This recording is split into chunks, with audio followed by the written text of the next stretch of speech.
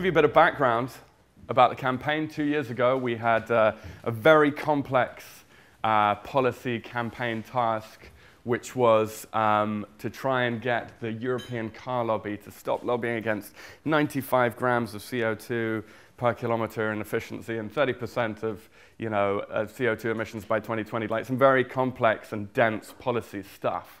And we needed to make this kind of accessible to everybody. So we needed a campaign concept to wrap stuff in that would help kind of mobilize people and get people into the campaign. We knew Volkswagen was the big target, which is pretty daunting because they're the world's biggest advertiser, I think, and the world's second biggest car company, Europe's biggest car company. A daunting target. They're very, they were seen as an extremely progressive company, a tricky thing to do. So we went to a bunch of agencies and we said, we need your help to kind of take on Volkswagen. Lots of them got very excited. They're like, this is the holy grail of the kind of ad world. But they came back with a lot of kind of mixed concepts. These ones were kind of nice, but just felt like a bit billboardy and not really big enough to carry a whole campaign. Volkswagen basically are the biggest European car company and control the European car lobby, this organization called ASEA, so they really are the kind of kingpin, so that's why we went for them. So they came back with a bunch of concepts which were nice, not great. There was some absolutely terrible concepts. One which was extremely racist, which I'm not going to go into here, but I'd be very happy to talk about it outside of this room. So what we did is we knew at the time, I don't know if you guys have seen this particular film, but 2 years ago, Volkswagen released the Super Bowl advert, which was the most viral video film at the time. It was of this kind of small little Darth Vader character who's trying to animate little things around the house. Has anybody here not seen that? Okay, well, I'll explain it. Basically, this kid runs around the house trying to turn things on with the Force and doesn't manage to do it, and then he goes out and tries to turn the car on, and the car starts up. And he's like, holy shit, I've got this amazing power. And you see his dad in the kitchen has kind of pressed the button to start the car. It's a really cute little ad, but it was like a massive, massive viral sensation. So we thought, obviously maybe we could spoof this advert, do something with that, which is what we did. So I'm just going to show you very quickly. It's a 60-second film.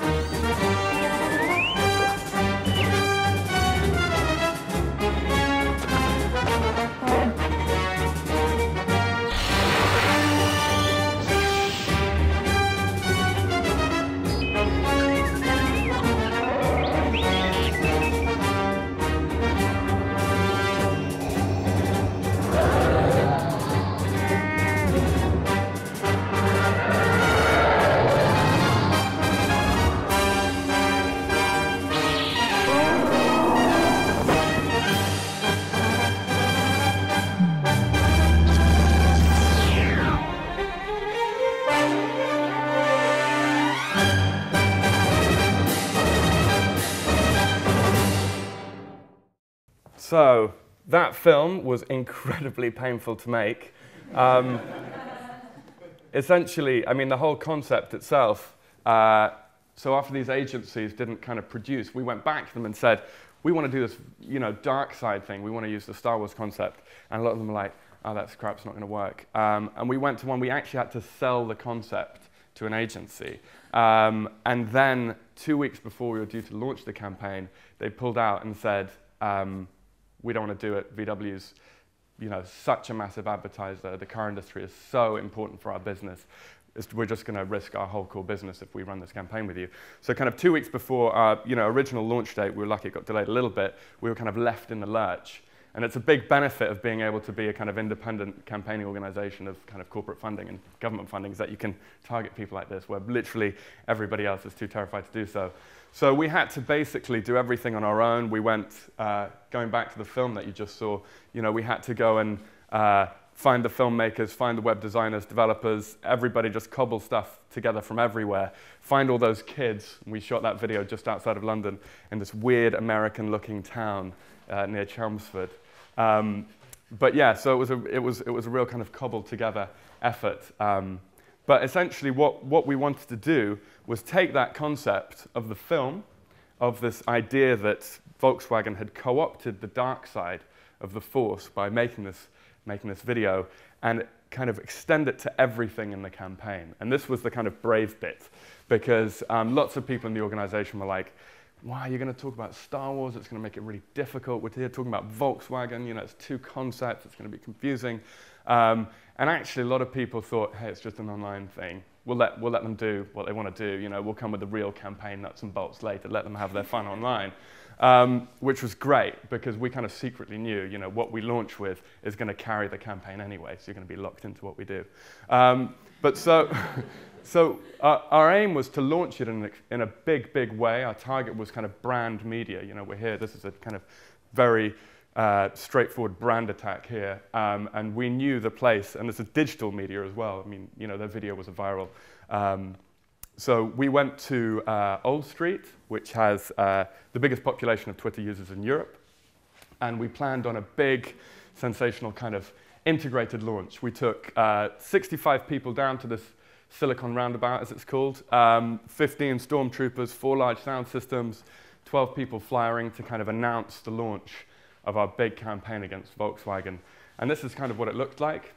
You know, we had, you know, the big kind of subvert billboards in the center of the square. We had stormtroopers from VW with kind of polar bears. It was all a bit kind of wacky, creative.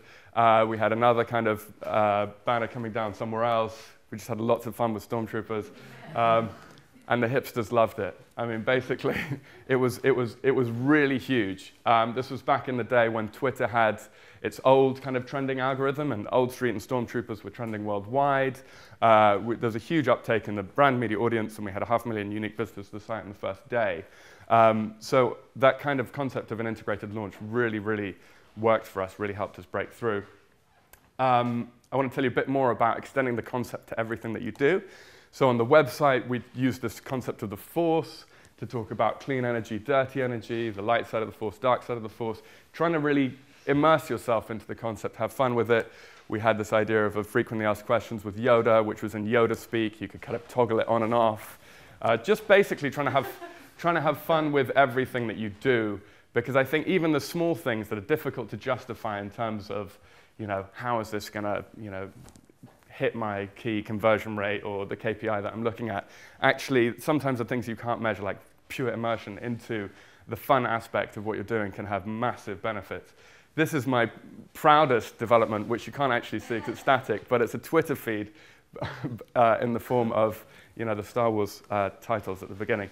And it's clickable and everything. Unfortunately, the only way you could do it was in Flash, which means it didn't work on iPhones, but it doesn't matter. It's still a very proud moment for me. And then we had a concept of this guy, Brian the Stormtrooper. It's a 3-part film that we kind of released sequentially about this guy who turned away from the dark side of VW. Again, like a kind of fun way, creative way for people to get engaged and just laugh about stuff. And then we had what you might call the kind of mild gamification element, which was about when you signed up to the campaign, you got your own kind of action page. And we took this concept from some of our colleagues in Greenpeace Mediterranean who'd done this similar stuff with a fish campaign. But what this basically is, I get my own action page, and I'm incentivized to share it with other people, because every new person who hits this page, I get an extra point. An extra point will help me collect these items, and when I collect them all, I get a T-shirt. And the idea is also that every person who you recruit to the campaign gives you 5 points. It's a very straightforward, incentivized kind of sharing and recruitment to the campaign. We thought it would work pretty well. It worked a lot better than we had hoped.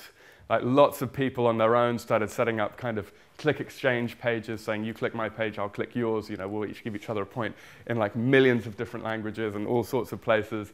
It went a bit nuts, like quite to the kind of scary extreme extent. And these links really started appearing absolutely everywhere. For those of you that know 4chan and the kind of darkness that it is, here's somebody claiming that you can get a complete porn video by clicking on the link to their Jedi training page, which is obviously going to give them some points to help win that T-shirt.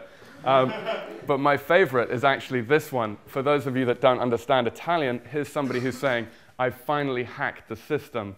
Here's a program you can download, a .exe file that if you run locally with your settings can give you all the points you need to win this gamified thing and win a t-shirt. And obviously when you click to download the actual application, you go to the guy's Jedi training page and give him points. So I think this is a really creative and genius way of like tricking lots of people. But anyway, so the whole gamification thing was played by about 30% of people who signed up to the campaign, but it really had this huge amplification effect. You know, we were pushing the campaign in lots of places we wouldn't normally go, like that 4chan forum I just showed you. Yeah, so that was kind of successful. But at the same time, we had our main campaign video, which was flying all over the place, doing incredibly well online, got taken down by George Lucas. Surprise, surprise. He's extremely kind of protective about his rights, and we didn't actually pay for them. And so we kind of assumed that when this happened, we'd see a repeat of the kind of Nestle effect, which was when Nestle took down a previous campaign video of ours a few years back, and everyone was like, shit, I want to see this film. It sounds great, great. And it created a kind of viral sensation. I question that here. This film was really, really popular. You can't quite see that, but there's 92,000 people who are currently sharing that film on Facebook. And then that all went dead in their timelines of their friends. So I'm still questioning whether that actually had any bounce effect or whether it actually harmed the campaign. We did some kind of initial analysis, but yeah, I would just encourage you to think about whether that Nestle effect of corporate takedowns always has the same kind of outcome. But anyway, what is any of this stuff? What is the impact of any of this stuff? And what we really struggled with was thinking, you know, what's going on at VW? How are they receiving this campaign? We're doing shitloads of stuff online, lots of actions, activities, but like absolutely no word from the company apart from kind of bland statements in the press. But then essentially they moved quite quickly, and at the kind of HQ in Wolfsburg in Germany, they asked the agency in the UK to send them hourly updates on exactly how many people had signed up to the campaign, hourly updates on what the Facebook coverage was like, Twitter coverage was like, numbers breakdown, tweets, individual comments, everything. They were totally panicking about what was happening, but we had no idea. And it's really difficult to know that stuff because you can't get inside corporations. So this was a big, big lesson for me to just keep on doing what you're doing because they are freaking out behind the scenes. So yeah, kind of moving on to the kind of more standard stuff we did online.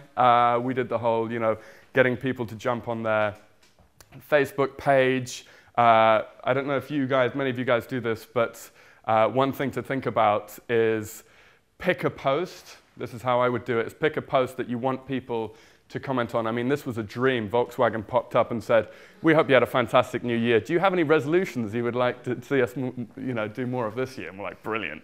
But what's really nice is that if you think about the question you want to ask the company that will be very difficult for them to answer, and you ask people to ask that question, it rapidly puts them into a situation where they obviously can't answer, but everybody else can see the other posts, and you build a sense of kind of solidarity, momentum.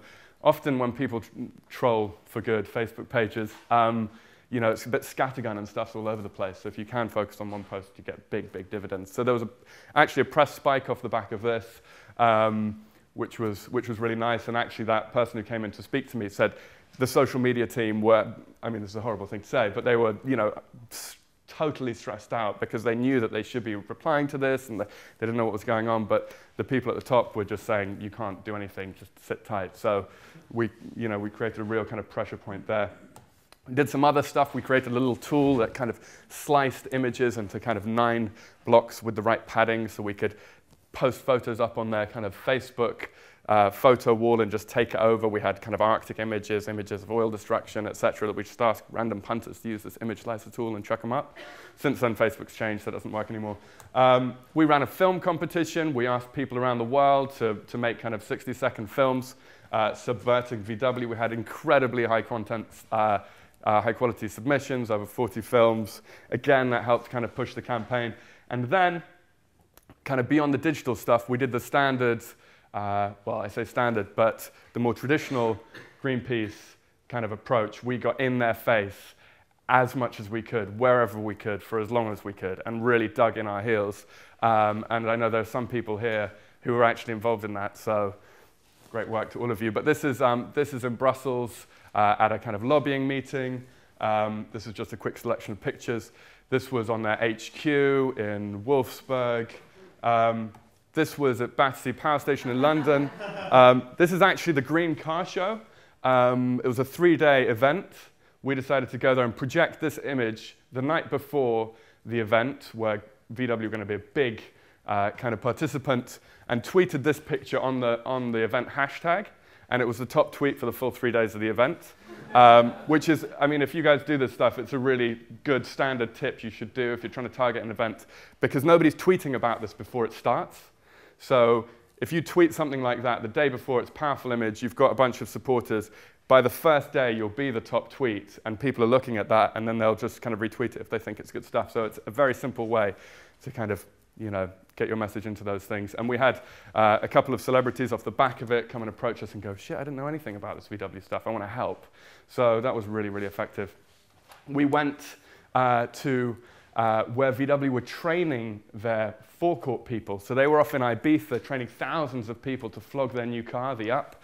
And we thought, these people are going to be on the street selling this car. They need to know what company they're dealing with. And to embarrass the kind of senior people in the company in front of their, you know, subordinates. So we went and kind of clean graffitied the streets. They'd be driving around.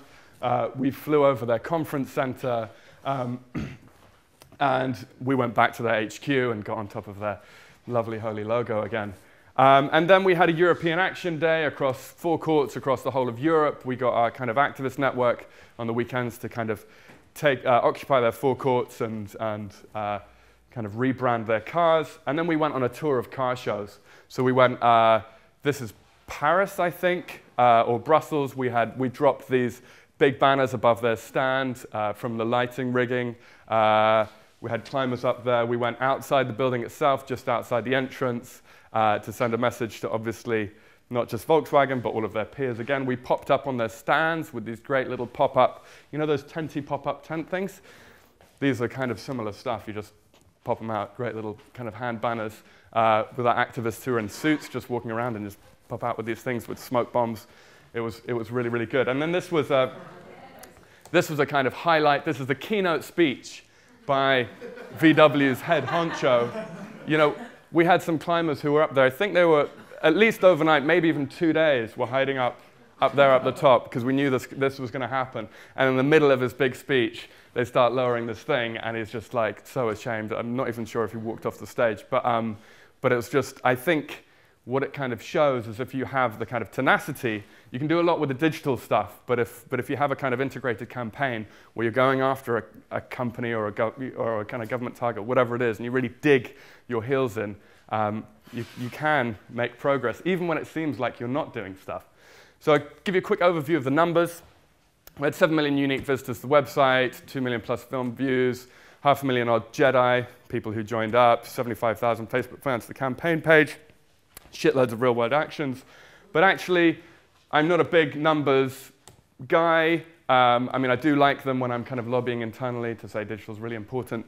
But I think this is what we need to focus on. You know, what does it actually matter? And last week, we got the good news that VW agreed to absolutely everything we campaigned on without any loopholes.